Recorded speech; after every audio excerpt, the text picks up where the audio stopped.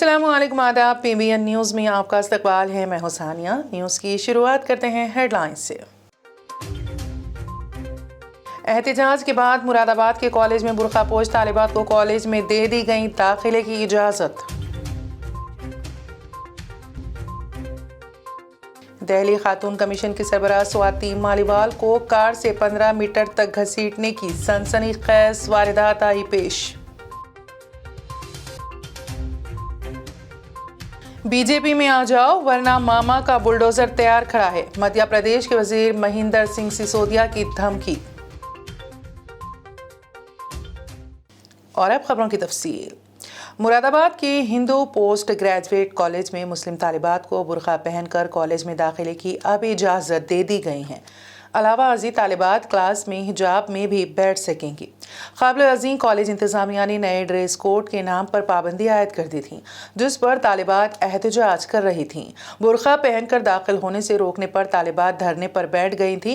तालिबात ने कॉलेज इंतज़ामिया के खिलाफ ज़बरदस्त नारेबाजी भी की। कॉलेज इंतज़ामिया ने इस एहतजाज के बाद तालिबात को हिजाब में आने की इजाज़त दे दी। दिल्ली कमीशन बराए ख़वातीन की चेयरपर्सन स्वाति मालीवाल के साथ गुज़िश्ता कल अलल सुबह तकरीबन 3:11 पर एक कार के जरिए 10 ता 15 मीटर तक घसीटे जाने की सनसनीखेज वारदात पेश आई। मीडिया के मुताबिक इल्ज़ाम है कि नशे में धुत एक कार ड्राइवर ने एम्स के गेट नंबर 2 के सामने स्वाति मालीवाल को कार के जरिए 10 से 15 मीटर तक घसीटा। दिल्ली पुलिस ने बताया कि यह वाकया एम्स के गेट नंबर 2 के सामने पेश आया।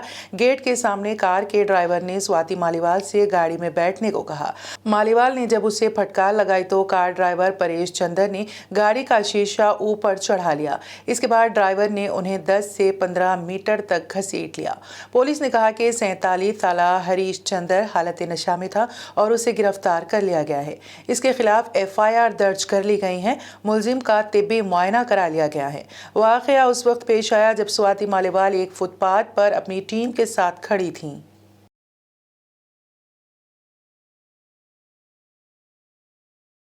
मध्य प्रदेश में गना के राघवगढ़ में बल्दिया इलेक्शन हो रहा है और दिग्विजय सिंह के गढ़ राघवगढ़ में सियासी हलचल तेज हो रही है। दरअसल मध्य प्रदेश हुकूमत के काबीना वजीर महेंद्र सिंह सिसोदिया ने काबिल एतराज़ बयान दिया है। उन्होंने बीजेपी उम्मीदवार की हिमायत में जलसे से खिताब करते हुए कहा, देख लो भैया, 2023 में बीजेपी की हुकूमत बन रही है, अब भी वक्त है, बीजेपी में आ जाओ वरना मामा का बुलडोजर तैयार खड़ा है। रोटियाई में जलसे से खिताब करते हुए महेंद्र सिंह सिसोदिया ने कहा, जो भी कांग्रेस के लोग हों वो आहिस्ता और खामोशी से सरक जाओ, क्योंकि 2023 में भी बीजेपी की हुकूमत बनने वाली है, फिर देख लेना मामा का बुलडोजर तैयार खड़ा है। काबिल जिक्र है कि रियासत में वज़ीर आला शिवराज सिंह चौहान के लिए मामा के लक़ब का इस्तेमाल किया जाता है। सिसोदिया ने मुबैना तौर पर यह बात 20 जनवरी को होने वाले राघवगढ़ म्यूनिसिपल कॉरपोरेशन इलेक्शन की मुहिम के दौरान एक जलसे आम में कही है।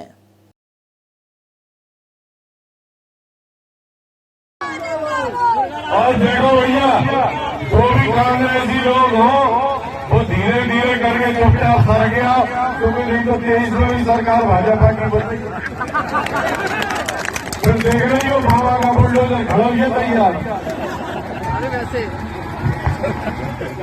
वज़ीर आज़म नरेंद्र मोदी ने कर्नाटक के कुलबर्गी और यादगीर अजला में 1800 करोड़ रुपए के आपाशी पीने के पानी और सड़क की तरक्की के मंसूबों का इफ्तिताह और संगे बुनियाद रखा।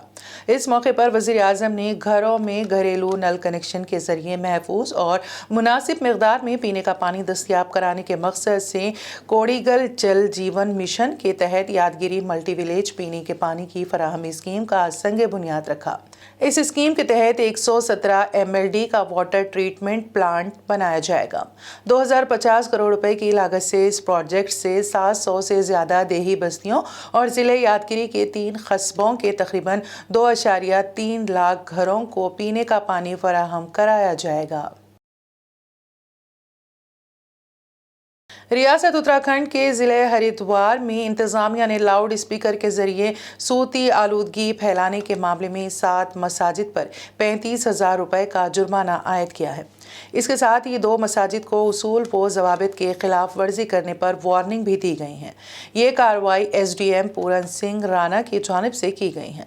बता दें कि नैनीताल हाईकोर्ट और हुकूमत की हिदायत पर मसाजिद में कुछ शराइत और पाबंदियों के साथ लाउड स्पीकर के इस्तेमाल की इजाज़त दी गई थी, लेकिन हरिद्वार इंतजामिया ने दावा किया कि लाउड स्पीकर के इस्तेमाल के उसूल व ज़वाबित पर अमलावरी नहीं की जा रही है और लाउड स्पीकर मेयार से ज़्यादा बुलंद आवाज़ में बजाए जा रहे हैं। बताया जाता है कि 7 मसाजिद में लाउड स्पीकर मेयार से ज़्यादा बुलंद आवाज़ में बजाए गए। तहकीकात में इस बात की तस्दीक हुई। लाउड स्पीकर लगाने की इजाज़त लेने वालों को जुर्माने की रकम अदा करने की हिदायत जारी कर दी गई है। CPIM के रियासती जनरल सेक्रेटरी मोहम्मद सलीम ने प्रदेश कांग्रेस के सदर अधीर रंजन चौधरी की भारत जोड़ो यात्रा में शिरकत से मुआज़रत कर ली है। 23 जनवरी को नेताजी सुभाष चंद्र बोस के यौम पैदाइश के मौके पर CPIM ने मुतादिद प्रोग्रामों का ऐलान कर रखा है। इन तमाम प्रोग्रामों में CPIM के रियासती जनरल सेक्रेटरी की शिरकत लाजमी है। CPIM रियासती कमेटी के एक लीडर ने कहा कि इन प्रोग्राम्स में मोहम्मद सलीम की मौजूदगी अहम है।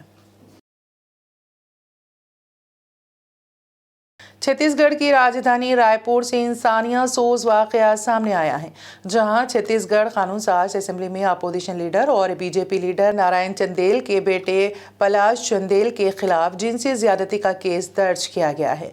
राजधानी के खवातीन थाने ने केस दर्ज करके मामले को चंडीगढ़ चंपा मुंतकिल कर दिया गया है। पुलिस में दर्ज कराई गई शिकायत के मुताबिक मुताजिरा लड़की सरगोजा की रहने वाली हैं। वो जंगीगढ़ चंपा में काम करती हैं। इसी दौरान उसकी शिनाख्त चंदेल से हुई।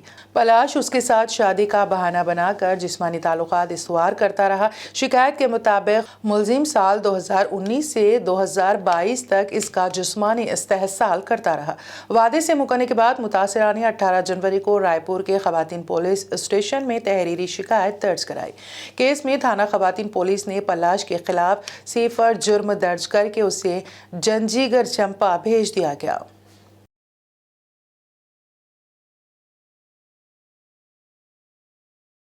रियासत झारखंड के धनबाद में एक लड़की 2 दिन से सख्त सर्दी में अपने आशिक के घर के दरवाजे पर बैठी है और वो आशिक से शादी करने पर बज़िद है।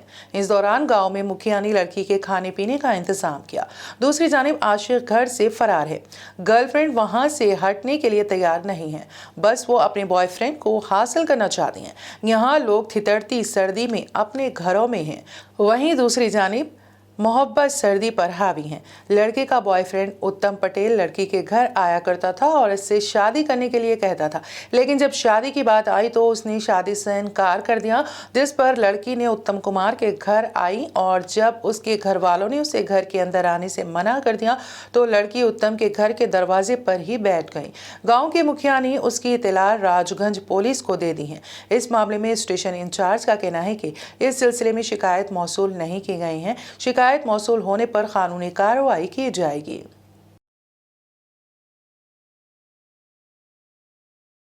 लड़का से हम 4 साल बात किए, बोला था शादी करेंगे, अभी बोला नहीं करेंगे और अभी 2 दिन से हम यहाँ बैठे हैं पर वो आया ही नहीं। बोला था कि करेंगे शादी, 10 दिन के बाद कॉल बात के हम लोग का फेस्टिवल में पूछ माना जाता है, उसके बाद हम लोग का शादी होता है। तो बोला कि पूछ के जाने दो, इसके बाद जाके करेंगे। और जब पूछ खत्म होने के बाद जब उसको कॉल किया तो मेरा नंबर ब्लॉक कर दिया। जब बात होता था तो नहीं आते, वो मेरा नंबर ही ब्लॉक कर दिया, तब हमको मजबूरी में यहाँ आना पड़ा। Jawaharlal Nehru architecture and fine artist university के चौथे कॉन्वोकेशन से गवर्नर तेलंगाना तमिलिसाई सौंदरराजन ने वीडियो कॉन्फ्रेंस के जरिए खिताब किया और सदाकतनामे हासिल करने वाले तलबा व तालिबात को मुबारकबाद पेश की। तालीमी साल 2020-21 व 22 में कामयाबी हासिल करने वाले जुमला 612 तलबा को मेहमान खुसूसी director IIT Hyderabad doctor BS Murthy के हाथों डिग्रियां तकसीम की गईं और इम्तियाजी कामयाबी हासिल करने वाले तलबा को गोल्ड मेडल भी दिए गए। इस मौके पर वाइस चांसलर JNAFAU डॉक्टर कविता दुरियानी राव ने यूनिवर्सिटी के सालाना रिपोर्ट पेश किया।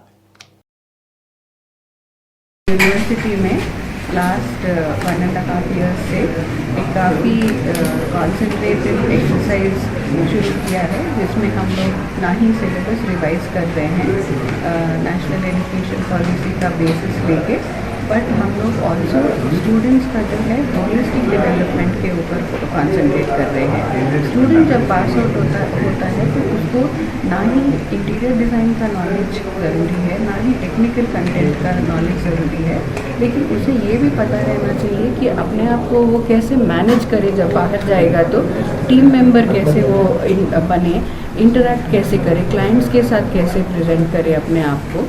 तो इसलिए हम लोग कम्युनिकेशन स्किल्स के ऊपर, प्रोफेशनल एथिक्स के ऊपर, ह्यूमन वैल्यूज़ के ऊपर भी बहुत एम्फेसिस दे रहे हैं, और ये पूरे हम लोग नए सब्जेक्ट रीडर के लिए इंट्रोड्यूस करे हैं।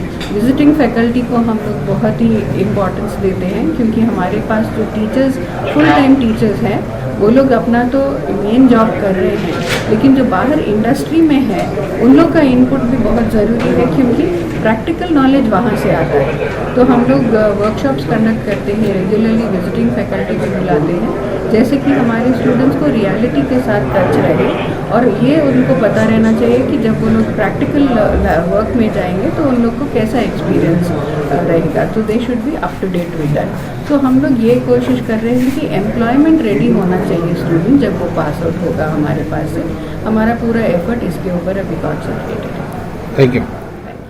सिकंदराबाद के इलाके नल्ला गुट्टा मिनिस्टर रोड पर वाक़ एक कमर्शियल बिल्डिंग में मुहिम आतिशदगी का वाक़या पेश आया। इस वाक़े में आग पर काबू पाने में 12 घंटे तक कोशिशें जारी रही। तफसीलात के मुताबिक Deccan night where sports shop जो कमर्शियल बिल्डिंग में वाक़ है में अचानक आग लग गई, और कुछ ही देर में आग ने स्पोर्ट्स शॉप्स में मुकम्मल अपनी लपेट में ले लिया, और वहां पर मलबूसात होने के नतीजे में आग अचानक इमारत की 5वीं मंजिल तक पहुंच गई। हादसे के बाद वहां पर अफरा तफरी मच गई और फौरी रामगोपाल पेट पुलिस और फायर इंजनों को तलब कर लिया गया। आग पर काबू पाने 12 घंटे तवील जद्दोजहद में शहर के मुख्तलिफ फायर स्टेशनों से वाबस्ता 22 फायर इंजनों का इस्तेमाल किया गया। आग इतनी शिद्दत की फैल चुकी थी कि इमारत के 2 छत मुनहदम हो गए और पिलर भी बोसीदा हो गए। इस वाक़े की इत्तला मिलने पर वज़ीर दाखिला Mohammad Mahmood Ali, Telangana state disaster response और फायर सर्विसेज के director general Y Nagi Reddy भी जाए हादसे पर पहुंच गए। राम गोपाल पेट पुलिस ने एक मुकदमा दर्ज करके तहकीकात का आगाज कर दिया। पुलिस को शुबा है कि शॉर्ट सर्किट से यह हादसा पेश आया होगा और हर जाविये से तहकीकात की जा रही है।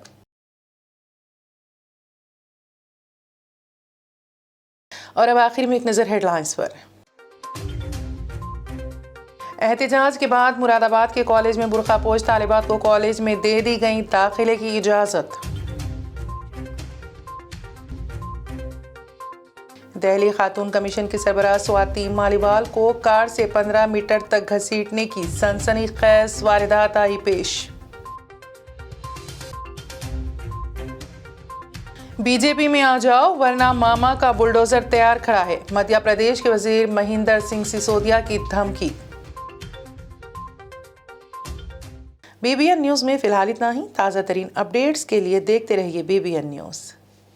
बीबीएन चैनल के व्यूअर्स के लिए एक अहम इत्तला। अब बीबीएन चैनल का टेलीकास्ट भारत भर में हो रहा है। हमारे व्यूअर्स भारत में कहीं भी टीवी पर अब बीबीएन चैनल देख सकते हैं।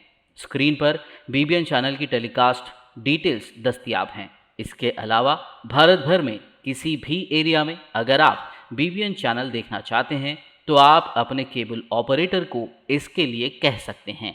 आपकी डिमांड पर वो ज़रूर बीबीएन चैनल टेलीकास्ट करेंगे, क्योंकि बीबीएन एक फ्री टू एयर चैनल है। इसके लिए आपको सिर्फ हमारे दिए गए नंबर पर केबल ऑपरेटर से कॉल या व्हाट्सएप पर मैसेज करवाना है। हम आपके केबल ऑपरेटर तक बीबीएन चैनल पहुंचा देंगे, जिससे वो आपके एरिया में टेलीकास्ट कर सकते हैं।